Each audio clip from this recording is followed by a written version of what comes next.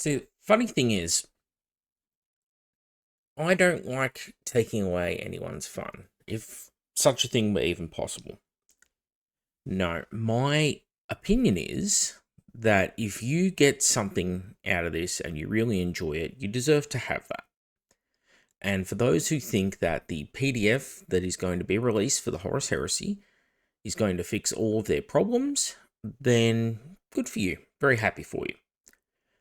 What I don't like is when people in the community turn around to everyone else and say, hey, your entire thoughts on this debacle, the PDF saga, is invalid because we've decided for you that it's whinging.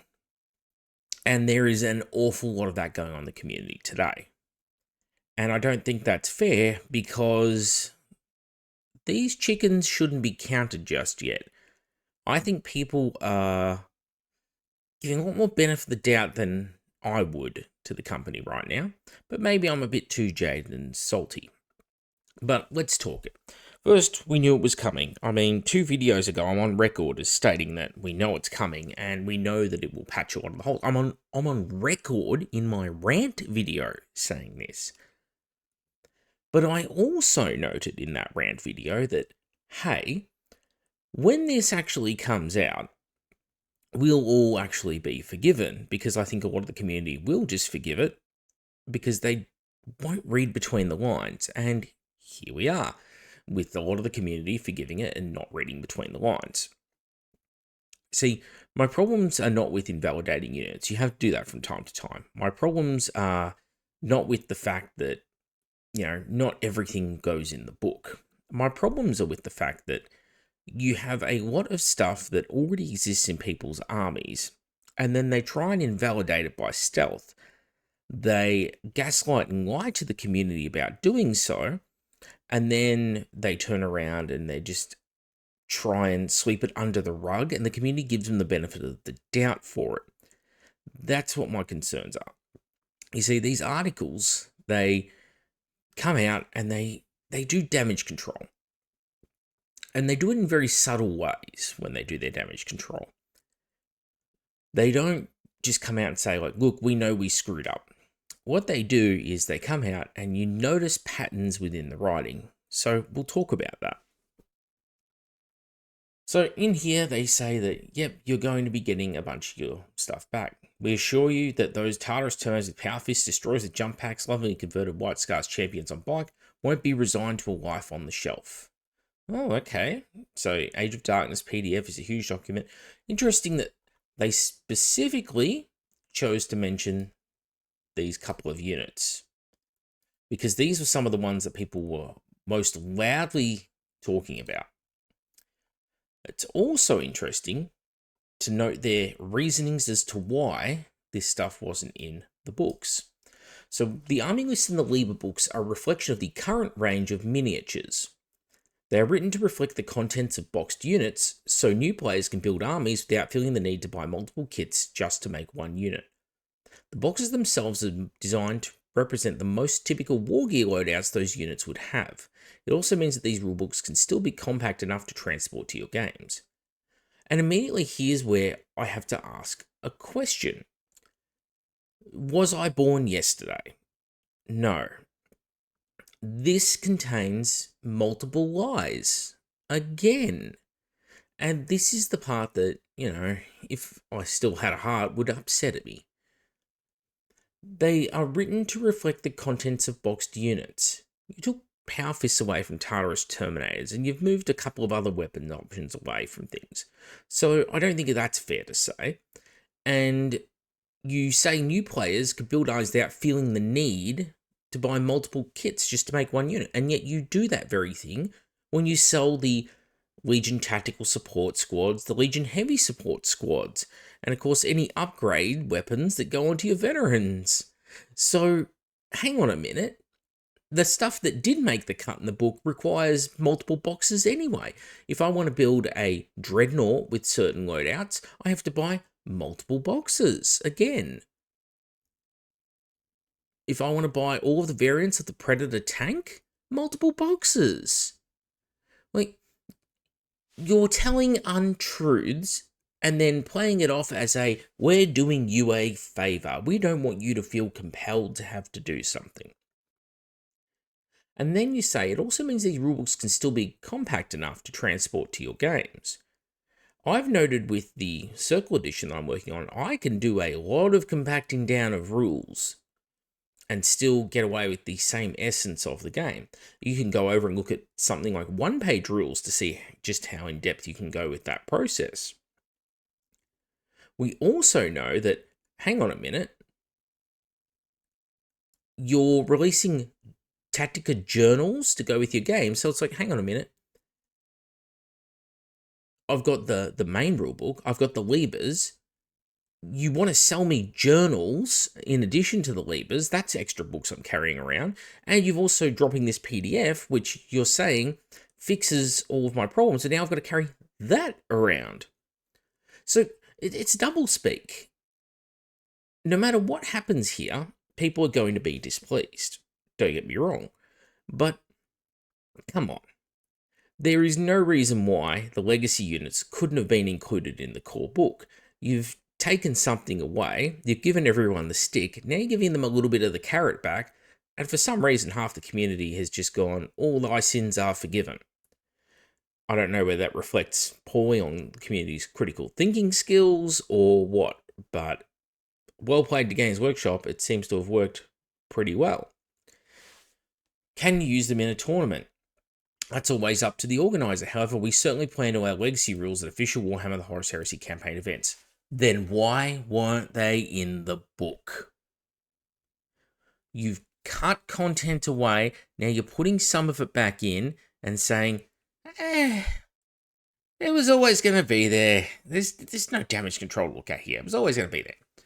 Because we mentioned we were doing a PDF weeks ago. That's fine. No. That's not how it works. We know what happens to Legacy's units. We know that it is the place that they went to die in Heresy 2.0. Some were okay units. In fact, it was one of the only areas in 2.0 that actually saw a few people actually getting involved and actually doing some things to it. Actually doing a tiny bit of balancing. They completely botched it, mind you. The same skilled team that is looking after this couldn't write a bloody Salamanders unit to save themselves, but, here we are. But what happened to all those other Legacies units? Your Minotaur tanks, your Baneblades, your attack bikes. Yeah, they went the same place as all the 40k Legacy stuff does. Legacies is where things are sent to die. And they're not being sent there because, we're trying to look after the integrity of our game system. No, they're sent there because they're saying, we don't want to support this thing. We have no intention to turn destroyers, for example, into plastics, so they're going to go to the Legacies. Now, if there's enough community pushback, they will change their mind on this, because there are units, 2 of them, that successfully, no, actually it was more, probably like 4 or 5, that successfully escaped the void of Legacies in 2.0. And they were special characters. We're talking the likes of your Astacrone, your Clytus Nex, Shadrach Medusan, those sort of characters. So it is possible, but unlikely. So is everything covered in the PDF? Veteran Breaches. Interesting choice of names. Didn't exist before. Why would it exist now? Like a community's outcry about the situation said to them, we need to rejig this unit. Same with the Veteran Heavy Support Squad. Same as the Tartarus Siege Squad. Like, your very first 3 things on there are 3 of the units that people complained about the most had their war gear, in the case of Tartarus, came in the box, removed from them, and now suddenly it's, they made it to the top of the list. Sure. A list that, seems like it was mostly at some point in alphabetical order. Okay, so, and then they, they bring back a few units. Look, Attack Bike is back, we didn't squat it. completely. You know, it's there. Kestis Assault Ram, sure, why not? Scout Squads, yeah, they're there. Sure, Pathfinder, they're there. They start bringing back these units into here. And I've noticed, whether it was deliberately malicious or by stealth or however you might see it, but a few of these units were added since the article popped up. When the article was 4 minutes old and I read this, there was less of these units in here. That's interesting. So they're adding things back. And again, they say, in addition to these units, the PDF will include options to equip many characters with more exotic war gear, including bikes, jump packs, and Terminator. So why wasn't it in the book? Are you saying that nobody would have been able to figure out how to combine miniatures that were on Foot's parts with the plastic scimitar jet bike box? But the same group of people will figure out how to take plastic miniatures that are on Foot and to take the weapons sets and combine those together. How dumb do you think the community is? This is entirely in response to your backlash, community. And if you think any other way about it, you are lying to yourself and those around you. This is 100% reactionary writing. Because why would they mention it? Why, when they started talking about this stuff, what would be in the PDFs weeks ago, didn't they say, hey, there is going to be stuff that is removed from the mainline game here that's going to upset people. We assure you, though, all of these options will still be valid. Well, I guess then I would have been 2 weeks ago having the same discussion I am now, where I say, well, then why didn't you put it in the book? You can't have the cake and eat it too, saying that people are too dumb and are going to feel compelled to have to convert, and then combine boxes together, and also at the same time being like, oh, by the way, here's a bunch of units that require you to put multiple boxes together that are printed in the main book. Those are two incompatible statements, I'm sorry. Especially when it's really easy to do something like take Command Squad upgrade sprue and combine it with the jet bikes. To me, that's a no-brainer. Same as taking that Command Squad that Command Squad upgrade sprue, combining with the Assault Marines and Jump Packs kit. I mean, it's no different making a Command Squad to making the characters themselves, like Delegatus and the Forge Lord, the Primus Medicae, the Warmhunger, that uses the same miniatures. You can't say that it's also because youth just couldn't get it. Just people coming in this game, they wouldn't understand it, you know? Little Timmy wouldn't get it. That's one the community loves saying, but it's like, when I was a little kid, 6 years old, first looking at Warhammer, you know, maybe a bit young at the time for it, but I definitely knew what was happening by the time I was 8 years old, because I already had quite a few miniatures by then. By 10 and 12 years old, I was regularly playing a lot of games in 3rd edition. So if I could understand back then the disambiguation of what you see on the box versus what they can take in the books, I'm quite certain that the IQ of youth has not dropped so much over the last 30 years that they are incapable of doing so as well. Or that grown adults are incapable of making the Einsteinian leap of, not every option is modeled in the kit, but I can actually take some of this, put it together. Oh, I have a functional unit. Especially now, when miniatures are all in plastic. When I started, they were white metal. They had articles in the magazines about how to cut and saw and drill and pin through white metal to join things together and then use putty to cover up the gaps. Now they're telling us that we're too dumb to do that when the kits are plastic with interchangeable parts that are the same size and slot straight into place. I just think it's absurd doublespeak. I'm willing to put money on this being written right now. They are adding some of these units in right now because of that backlash. There was nothing said about putting war gear into the legacies. And I mean, why should there be? Why isn't that war gear just in the base book? And again, it circles back to that question. The logic falls apart. You know, why do I need to have a book and then need to have a PDF to supplement that book?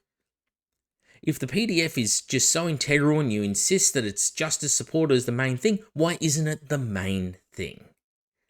It's just something off about the statements. And I don't know, say that I'm a mistrustful person, I don't care. I just know when something is not quite right. And so the actual choices of units we have in here are mostly solid. Unfortunately, though, we're missing huge swaths of characters. I mean, at least Iron Warrior's got some stuff now. Narek Draeger coming in is good. The Tormentor makes up, I guess, for maybe some of the missing war gear, although it's going to be Perturbo's transports. It's not like you're going to roll it out in the regular game. Legion Armory options. You can't tell me that that particular Legion isn't one of the ones that really, really needed to have additional stuff added because it was just so bare bones on the ground. If I were a betting man, I'd say this is the shrapnel weapons coming back. And it appears at one point they were going to write them and add them and decide to remove them from the game because the only unit that ended up with them was the Iron Circle. Now's them going, oh shit, let's add them back in.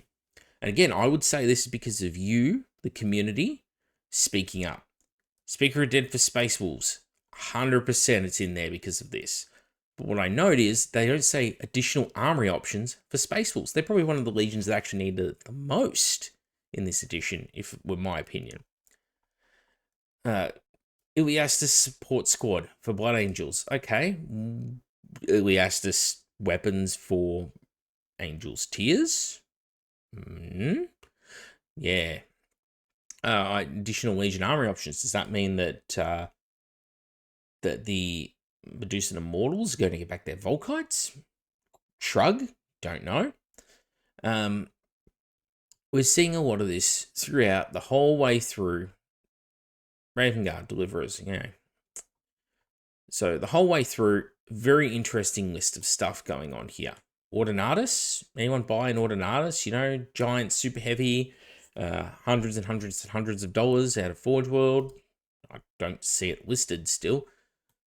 So I think statements like this at the end. It's very satisfying to field armies you have collected across a decade together in a game, but we know that you also want new miniatures. This edition will continually expand the miniatures range in plastic, including some units in the legacy list, which will return with new designs and possibly new weapon options and war gear. When this happens, you can expect to see those units' rules here phased out, with the updated unit covered in appropriate new publication. And again, this is where I have to question the logic. Well, you're admitting that this is a player base that's been there for decades, or closing in on 2 decades. We're at that point where we're going from a decade and a half towards 2 decades. It's a long time to have an edition, right? You're talking about that group and then saying we're expanding the miniatures range in plastic, including some units in this legacy list. That's fine. People who are collecting the Horus Heresy, they will buy everything. I can assure you. If you give them time, they will buy everything. So you don't need to force the change on them.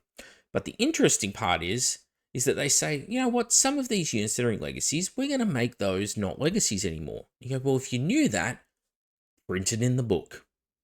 Why couldn't you print it in the book? Instead, they say that no, they're going to be covered in an appropriate new publication. So hang on. If they're getting taken out of this book, they're getting phased out in this PDF, and they're coming out in another publication, that to me says that they're probably not coming out in a PDF publication. Because if they were, they'd just update this entry.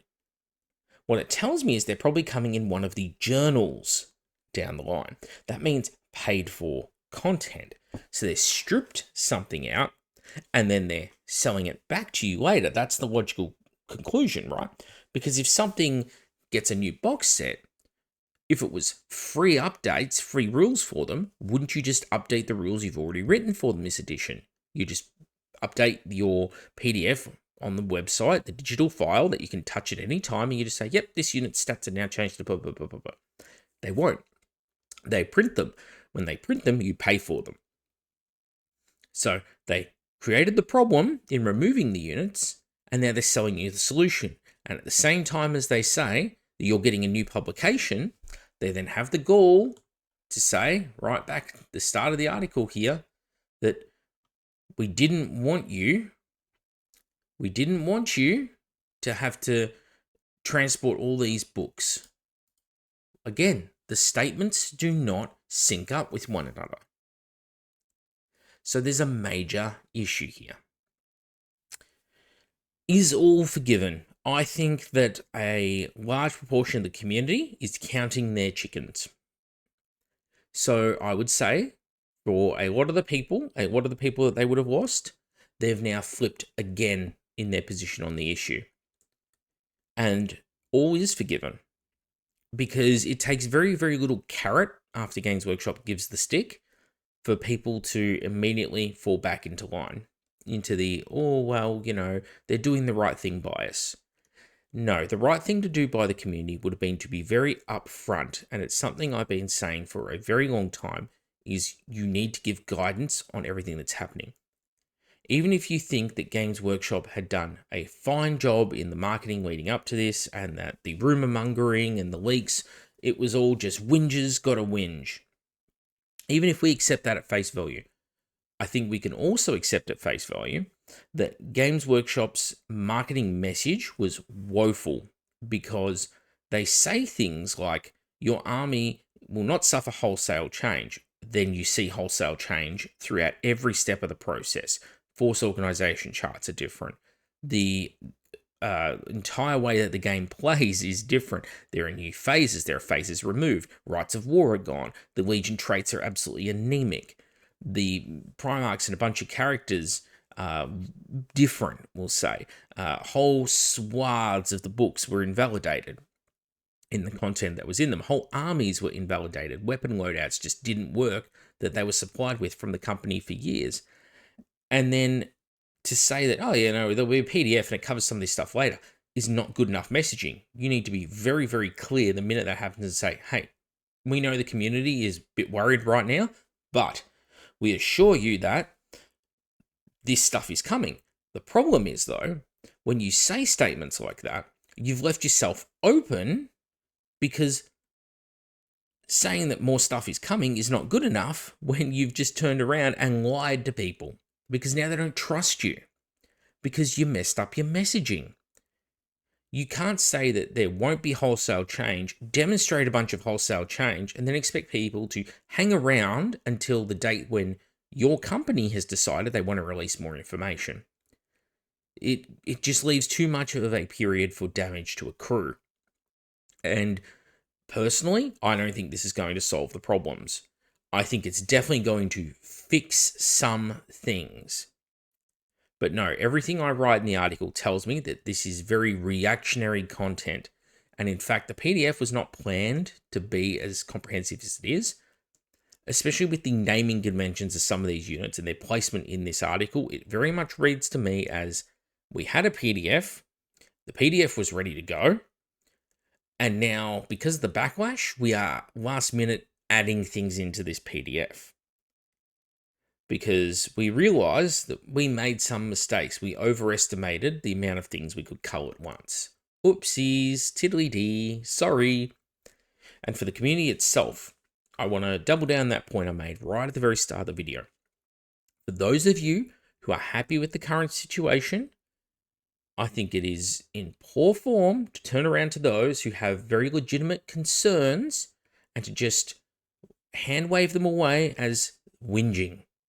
You're just whinging.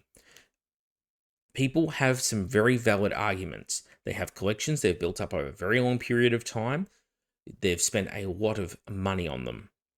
Those people have every right to be upset if the products that they were purchasing, the things that they spent their real income on, have been invalidated. Or if what they have left over, like let's say Space Wolves Aragia, a great example of a unit that's absolutely been gutted by the addition. If that is unsatisfying, they deserve to be able to talk about that. Just shutting down someone else's opinion because you don't like the cut of their content, when it comes from one direction in this hobby, the Pro Games Workshop side, it seems to be a 100% valid tactic.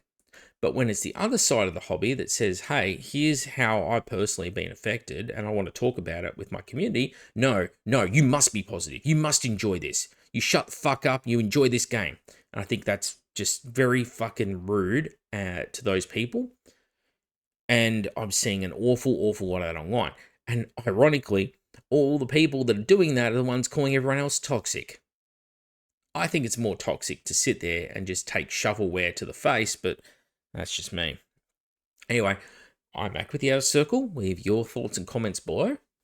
I'll catch you on the next video.